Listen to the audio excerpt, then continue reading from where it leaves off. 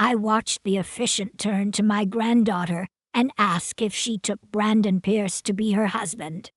Her lips parted to say I do, and her whole face was lit with a happiness I had prayed she would one day feel. That was when the police began walking down the center aisle toward the altar. Lucy's head snapped back toward me, her gown whispering as she turned, and I saw her expression slide from joy to confusion to something I had never seen on her before. "Grandma, what did you do?"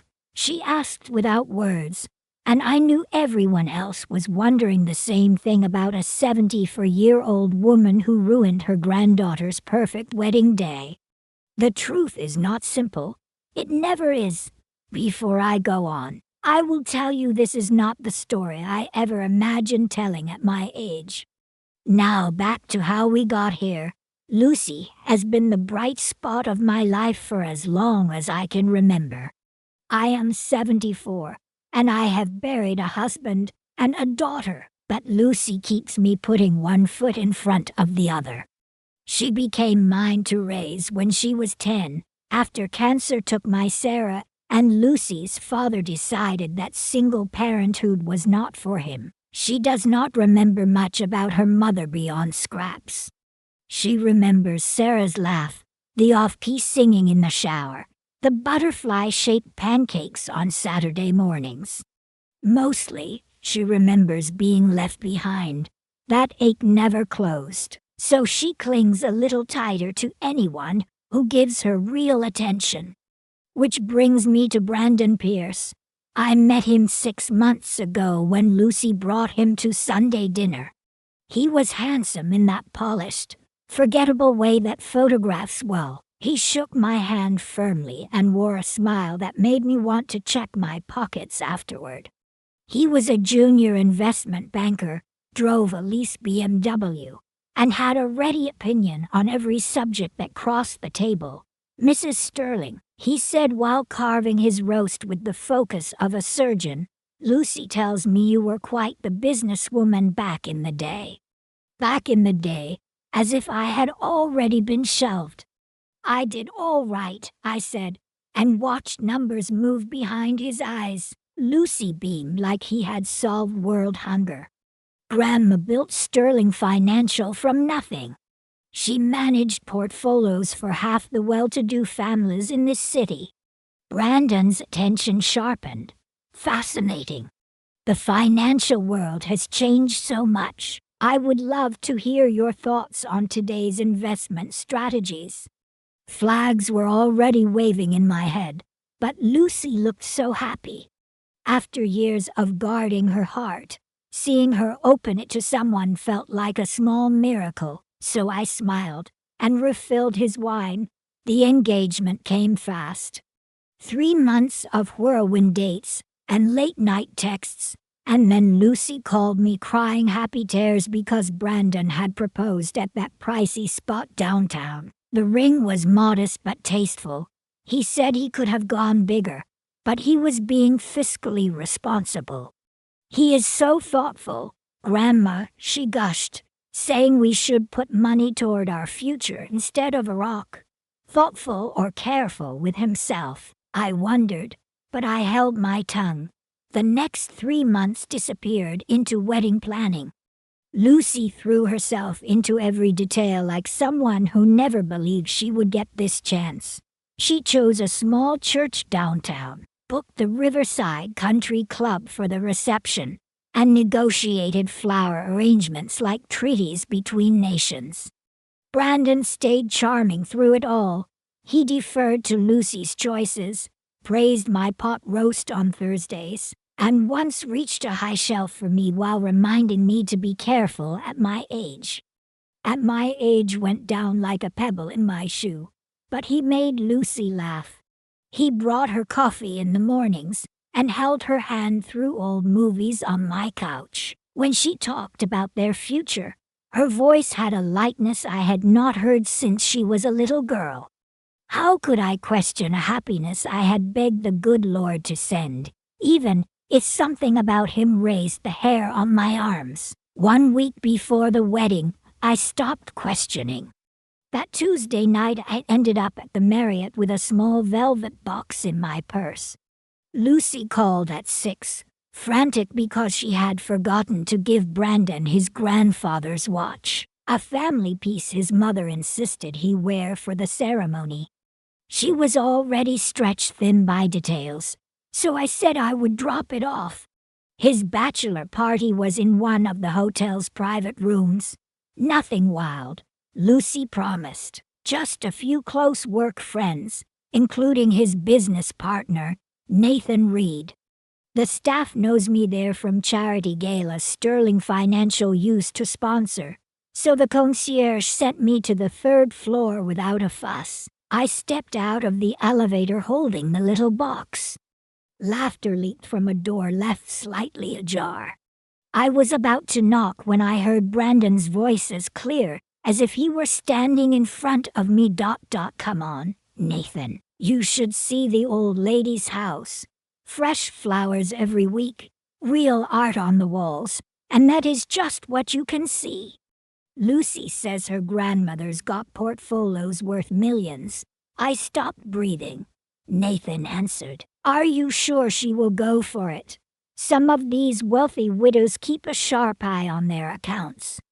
Brandon laughed, and it chilled me straight through. That is the beauty of it. I am not going after her directly. Lucy is the key. Once we are married, I will start with family emergencies and can't miss investment opportunities. You know the drill. She trusts me completely, and she will do anything to help her husband succeed. What about the paperwork? Another man asked. Already lined up, Nathan said. The coastal development deal looks clean on paper. We have fake prospectuses, forged references, even a short-term office downtown.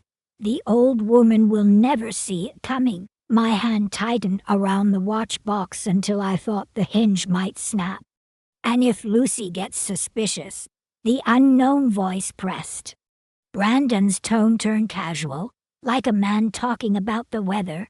Lucy will not be a problem. She is hungry for approval, especially from father types.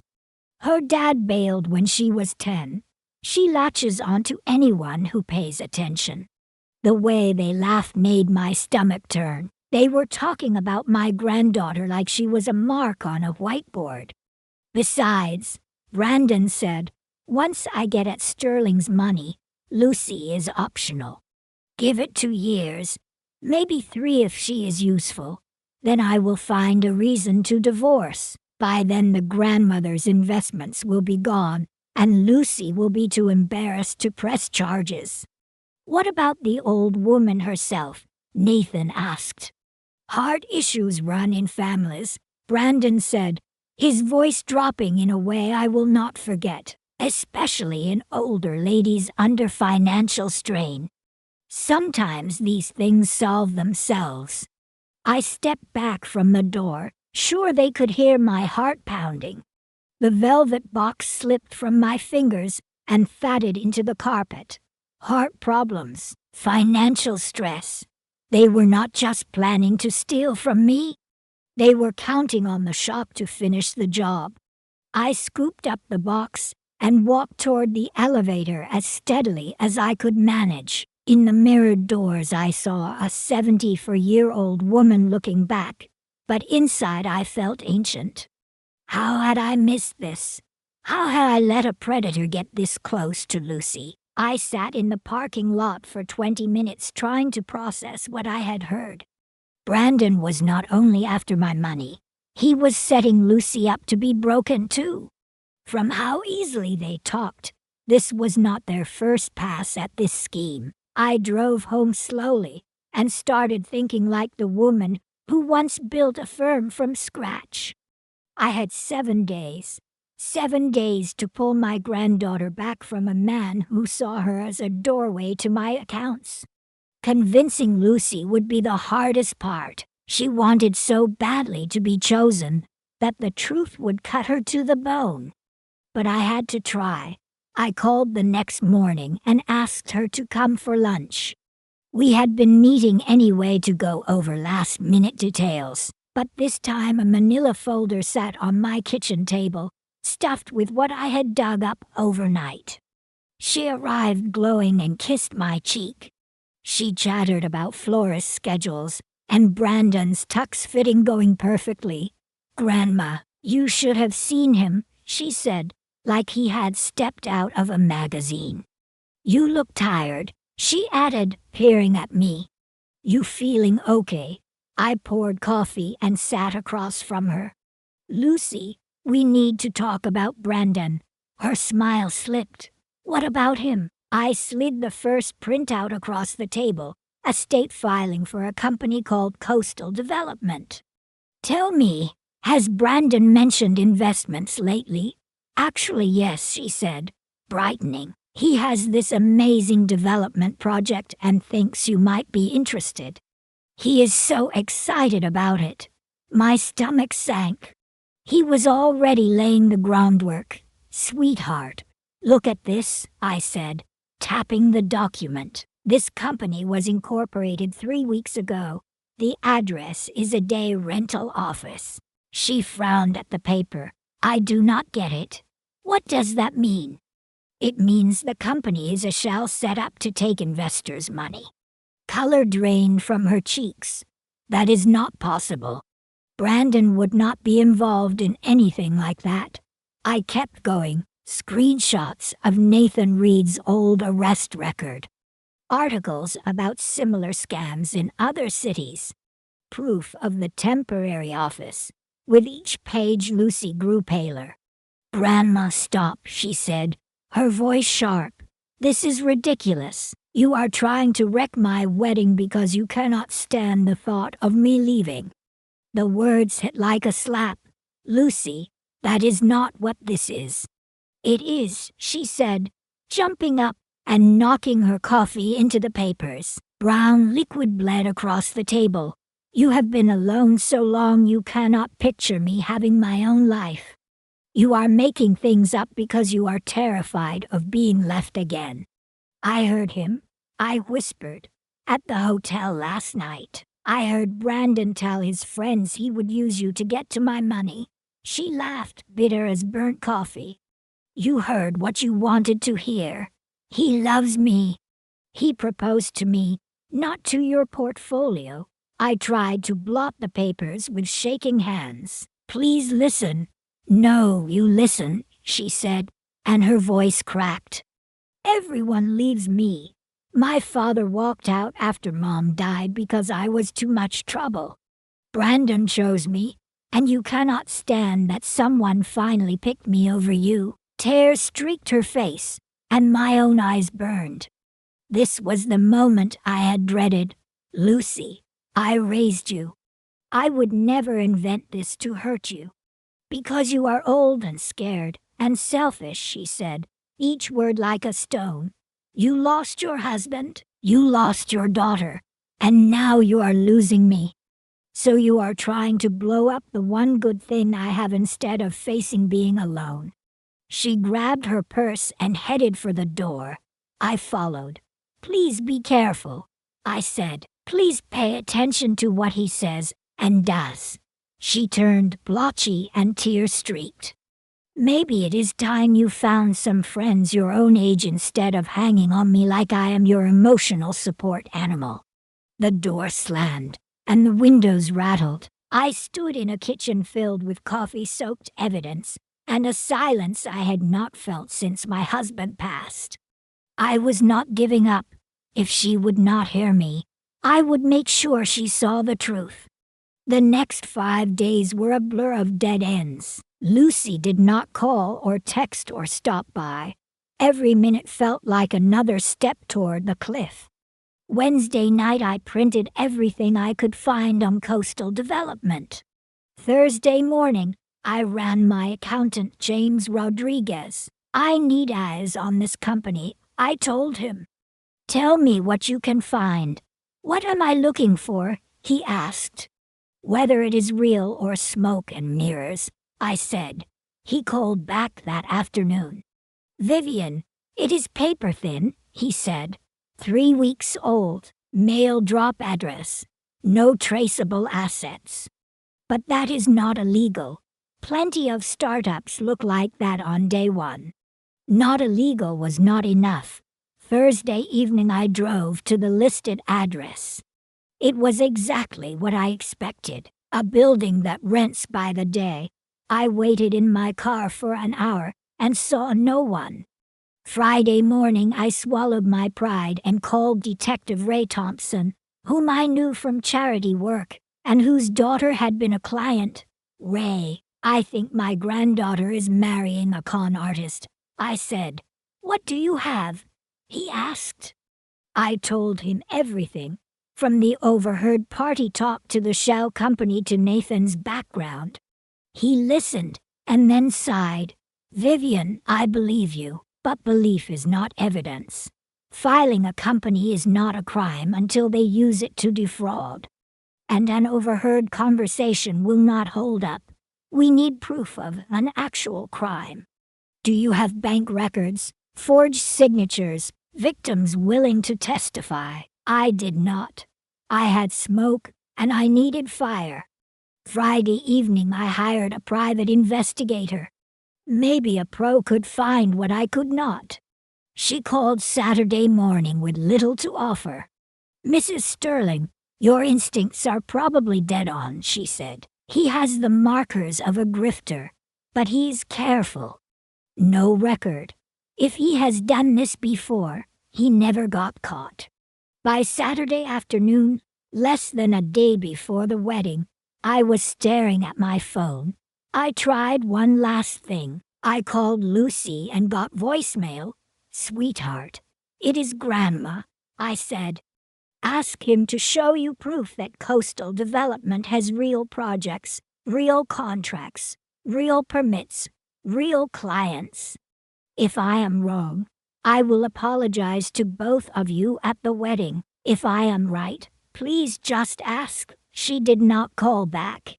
Sunday morning I sat in my quiet house looking at the mother of the bride dress hanging in my closet. In 4 hours Lucy would promise her life to a man planning to dismantle it. I had failed to stop it. Detective Thompson needed evidence I did not have. The investigator found nothing usable. Lucy would not listen. Brandon was too slick to leave tracks. I wondered if maybe I was wrong, if I was just an old woman afraid of change. Maybe he did love her. Maybe that conversation was cold feet and braggadocio. Even as I tried to sell myself that story, I knew better. Brandon Pierce was a predator, and Lucy was walking into his trap, and I could not pull her back. I picked up my coffee with unsteady hands and felt the weight of failing at the most important thing I had ever tried to do. At 10:30, 2 hours before the ceremony, my phone rang from an unknown number. I almost let it go to voicemail. Mrs. Sterling, this is Carol Williams, the woman said. I saw the wedding announcement yesterday and had to call. Do I know you? I asked. No, but I know Brandon Pierce, she said, and anger roughened her voice. He ruined my family 2 years ago. My heart stilled. What happened? I asked. He did the same thing to us, she said. My daughter Amanda dated him. He came to Christmas with us. He was charming and successful, everything a mother hopes for. Then he brought us an amazing investment opportunity. Some construction company about to go public. My cup slipped and shattered on the tile. Coastal development, I asked. No, back then it was called Pacific Holdings, she said. Fake company, forged paperwork, promises of big returns. We wrote a check for our retirement savings, $400,000. What happened next? I asked, though I already knew. He disappeared 3 days later, she said. Amanda was wrecked. We later learned his real name was Brandon Pierce, not Brian Palmer like he told her. Did you go to the police? I asked. We did, but he covered his tracks. The company dissolved. The office was empty. The bank account was closed. The money was offshore. We could not reach it. I sank into a chair. Why no charges? I asked. We tried, she said, but they told us it would be nearly impossible without catching him in the act. Amanda was humiliated and begged us to let it die. She just wanted to forget. Is Amanda all right now? I asked. Silence stretched. She moved across the country and changed her name, Carol said finally. She still will not talk about it. The doctors say trust may never come back fully. Another Lucy, I thought, crushed by Brandon's charm and lies. My sister lives near you and sent me the wedding announcement because the bride looked like Amanda, Carol said. When I saw his face, I knew him. Now that I have his real name, I could not stay quiet. I kept everything. The forged documents, bank transfers, email printouts. It was not enough then to prosecute, but maybe with a new victim they will listen. Will you testify and share the evidence with the police? I asked.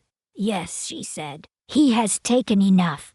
My hands shook as I called Detective Thompson. Ray, I have a prior victim with documents who will testify, I said. That changes things. He answered. If we can show a pattern, we can arrest him.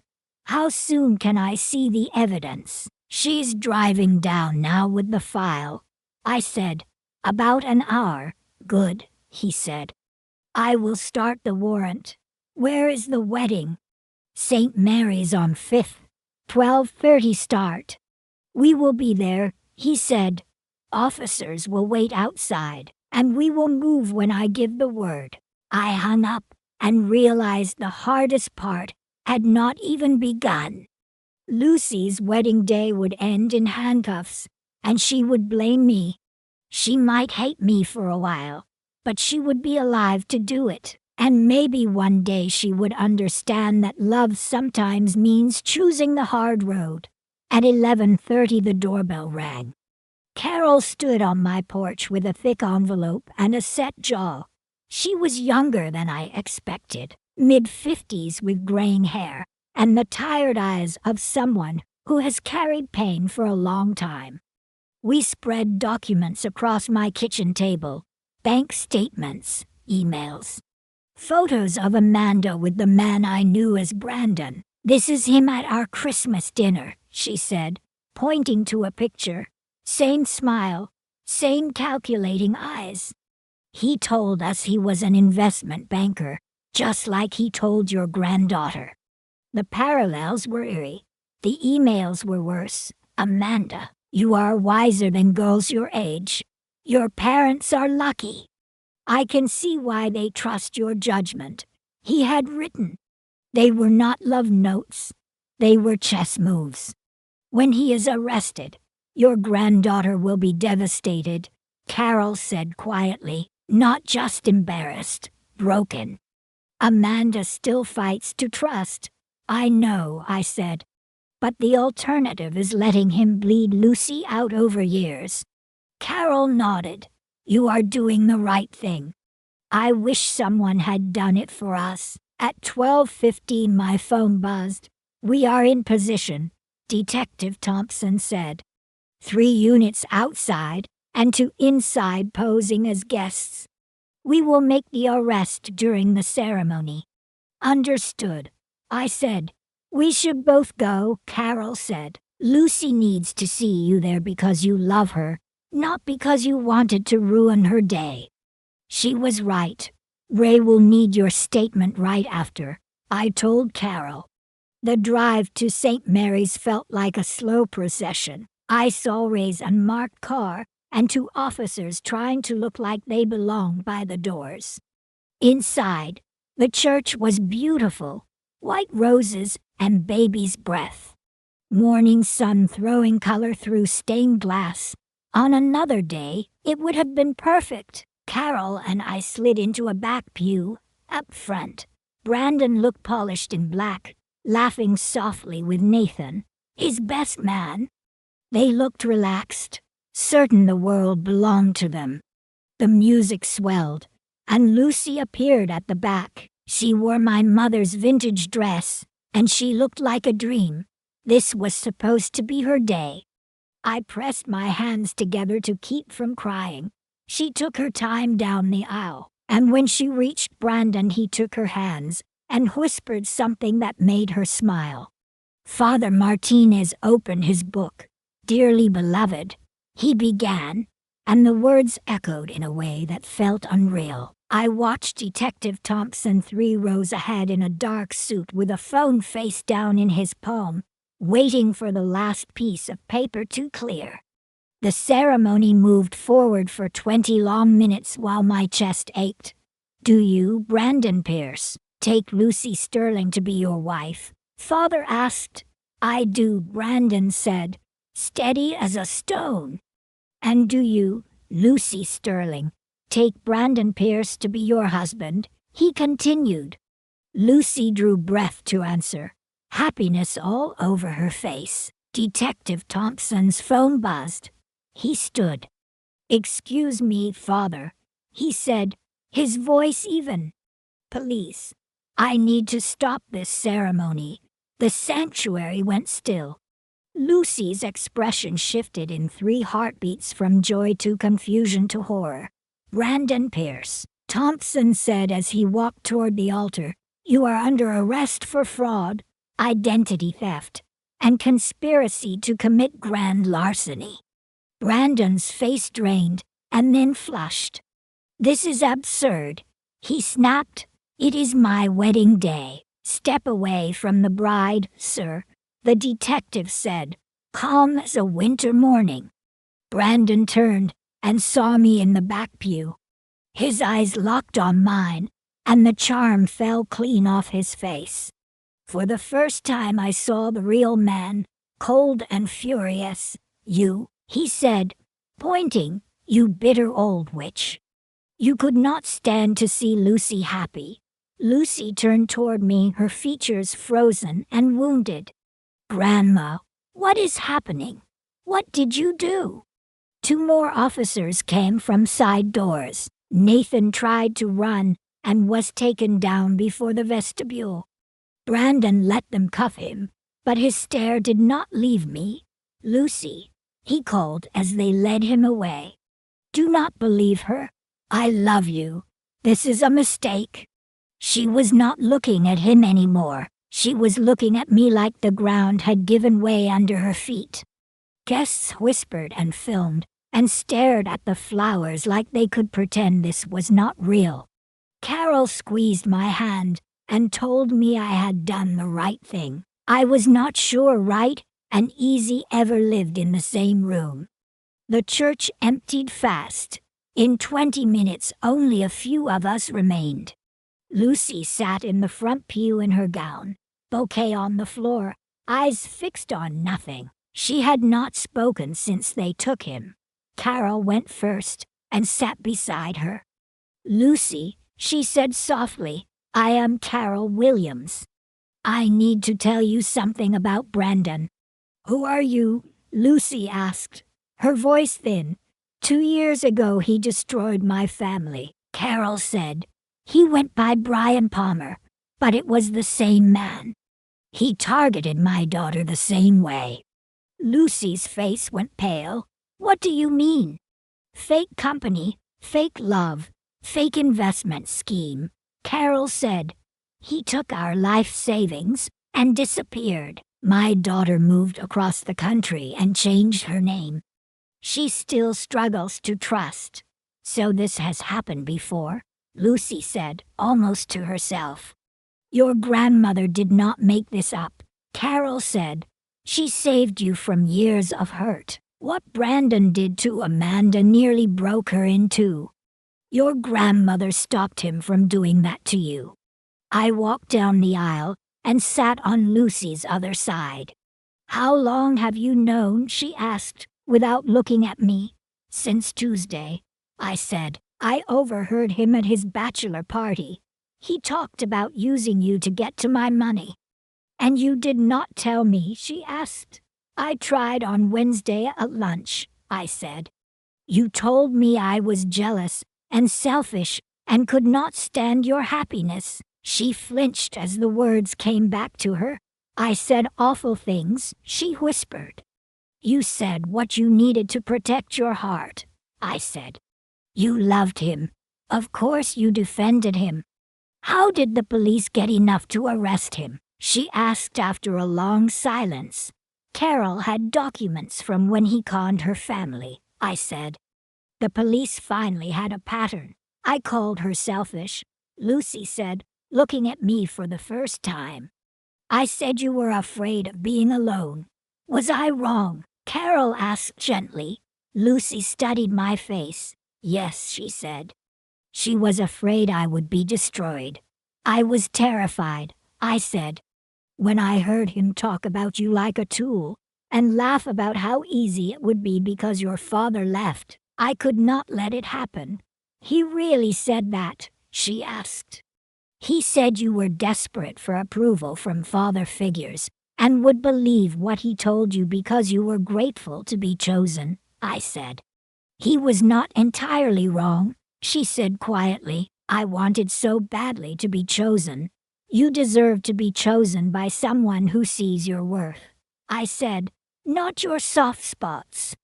We sat for a while in the stillness and colored light. "What happens now?" she asked. "Now you heal," Carol said. "It is not easy. You will second-guess every conversation and wonder who wants you and who wants something from you. But you will get through, and you will be stronger. There will be a trial," I said. "You will have to talk about the relationship and how he manipulated you." "I want to testify," he said. "If he did this to Amanda and planned it for me, he will do it again." "Carol, will you help me know what to expect?" "Every step," Carol said. Lucy stood, the gown rustling like leaves. "I need to get out of this dress. I need to go home and think." "Do you want me to come with you?" I asked. "Not yet, Grandma," she said. "I am not angry anymore, but I need time to process. Can we talk tomorrow?" "Of course," I said. At the door she hugged me hard. "Thank you," she whispered. "I am sorry it took me so long to see it." "You do not owe me an apology," I said. "Falling for someone who looks wonderful is not a crime." "Will you be all right?" she asked. "You carried this by yourself for a week." I smiled for the first time in days. "I will be fine. You are safe. That is all that matters." Outside, Carol and I watched Lucy drive away, still wearing the dress because changing had not crossed her mind. "She will be okay," Carol said. "She is strong and she is loved." "I hope you are right," I said. "I am," Carol said. "You saved her. Maybe not how you hoped, but you did." I drove home to a quiet house, a dress I would not wear, and a peace I had not expected. Sometimes love looks like the hardest choice. It was not the ending we planned. It was the right ending, and sometimes that is enough. The courthouse steps were crowded with reporters months later, but I only watched Lucy. The trial lasted 3 weeks, and Brandon Pierce was sentenced to 8 years in federal prison. "Are you all right?" I asked as we reached my car. "I am better than all right," she said, and I could hear it. "I am free. The last 6 months were hard on both of us." Lucy moved back in with me for a while to rebuild. There were days when she questioned every compliment and replayed every conversation, sorting what was real from what was manipulation. She started therapy, joined a support group for fraud victims, and little by little began to trust herself again. Last month she went on a date with a teacher she met at the library. "Nothing serious," she said, "but it was a step." Carol texted this morning. Lucy said on the drive home, "Amanda is thinking about visiting. That surprised me, because Amanda kept her distance during the trial, though Carol said she followed closely. That is good news, I said. How do you feel about meeting her? Nervous and grateful, she said. If not for her story, Brandon might still be free. We rode in comfortable quiet after that. Lucy returned to her job at the marketing firm, and I found my way back to my routines. The charity board welcomed me with too many questions, and I learned to say Lucy is doing well and leave it there. Grandma, can I ask you something? She said later over the sound of the blinker. Always, I said. Do you ever regret how it happened? She asked. I have turned that over in my mind more times than I can count, I said. I regret that you were humiliated.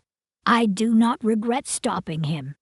I have thought about what would have happened if you had married him, she said. He would have drained your accounts within a year, and then left me calling me unstable.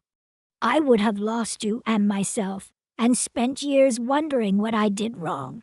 She was quiet for a while. The strangest thing is that I sometimes feel sorry for him, she said.